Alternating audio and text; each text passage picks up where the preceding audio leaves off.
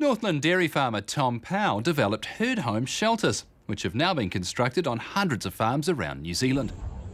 The shelters have been tested in a range of challenging conditions, both winter and summer, as an answer to better dairy cow management. Herd homes is an animal shelter that we build, but the important part of it is the farm systems that we're developing to maximise the use of these barns and to maximise the farms that they're on. We've got about 300 farms now with herd homes in New Zealand. There's a number of drivers that are driving these farmers to pick up on using herd homes.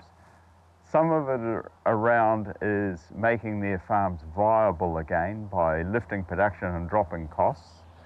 And the others are where they're going to face quite an expensive cost with compliance, particularly in effluent management. And it's got to the stage where farms like our own farm hasn't required any major amounts of artificial fertiliser now for 7 or 8 years. I endorse the general public's view of animal housing, and I can't say that I'm wildly enthusiastic about cows being locked in any types of barns.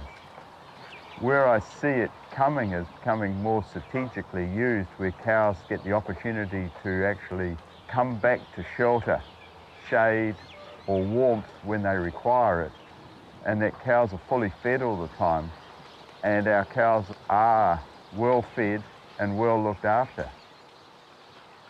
This is the home of herd homes. This is where we first started herd homes. The two alongside are the original ones, and we've had 16 different model changes in 14 years. So yes, a lot of refinements. A lot of the farmers that went into herd homes are innovative type farmers, and those farmers drive change, and we're a small company, so we're keen to change and to do what's necessary to be at the forefront. Also, the science people we work with have led a lot of change. The cows, they've been milked this morning. They went out to a paddock. They were free to graze and do whatever they liked for the first 3 to 4 hours. The gate opens by itself. Nobody is there. The cows then voluntarily come back to a top-up food, and why we top them up every day is they're high-producing cows. And like we said, the majority of the food we put into these cows is homegrown. There is no noise. Cows don't rush. They don't force each other. Lameness isn't an issue. In our original model, we have 2 rows of slats up the middle and a solid shoulder on each side. The cow's feet around the outside edge. We found that the slatted floor didn't work under a steel roof because it stayed too wet and got slippery. We don't want the cow slipping and sliding around the place. We actually want a certain amount of compressed manure, or the fibre in the manure only, to stick to the top of the slats, and it's the fibre that insulates the foot. And that's part of the reason why we have no lameness, plus the fact that we don't have cows being gathered.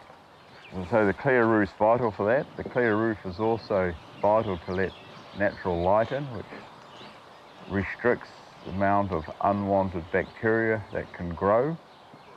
Although we have nutrients here, and the curve-shaped roof helps move fresh air in and out of the barn and tumbles it around all the time, and it stops condensation from dripping down.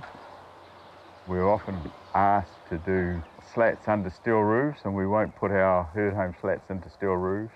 You'd be looking at damaging stock if you did. And likewise, we don't use the composting system, as it interferes with good effluent. And at the moment, we are doing kit sets for people who have composting barns and replacing them with slatted floors. Underneath, it's very important to actually have the manure settle there undisturbed. The more you disturb it, the more nutrients you lose out of it. And we have a choice of either taking it out as a liquid out of these barns or as a solid. The further you want to cart it, you want it as solid. And the drier you get it, the more solid you get it, the more environmentally stable it is when it's coming to release. And I think that's important. We look at them as our fertiliser bins underneath, so we purposely are taking them out twice a year. Well, we could probably get about 8 months before we would need to empty, but we're emptying about every 6 months, so spring and autumn. We put it on before we do the maize, and we also set up in the autumn for maize for the following year as well, and also rejuvenate paddocks after they've been cropped. And at the moment, annual grasses are growing very, very quickly, and they've grown a 20-tonne plus crop of maize all season. Now they're growing annuals, and some of them have been fed off every 2 weeks. They're growing that prolifically that we're having to feed them extra herd home manure, which we take out as a liquid to do that because it's more available and quicker. The gathered cloths, as you see in there, are actually our cooling system for the summer and are rolled up and removed so we have as few shadows on the ground as possible during the winter months because it's cool enough, and basically at this time of year we want to warm cows, not cool them. Where the shade cloth's a vital part of cooling, and the vent at the top also works. We want the cloth to warm up in the sun in the summertime so that sends hot air up, and that starts a convection cooling system through the cows and creates a light breeze where the cows are standing.